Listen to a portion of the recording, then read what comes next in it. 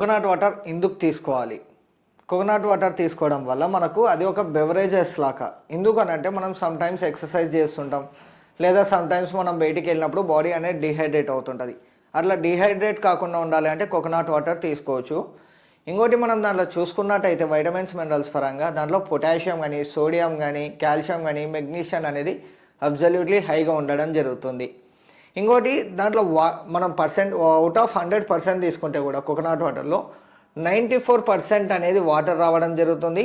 మిగతా ఏదైతే rest of the 6% ఉంటుందో అది ఫ్యాట్. నథింగ్ బట్ అది ఫ్యాట్‌ని ఇస్తదని కాదు, స్వీట్‌నెస్ ఉంటది కాబట్టి 6% ఫ్యాట్ కిందకి కన్వర్ట్ కావడం జరుగుతుంది.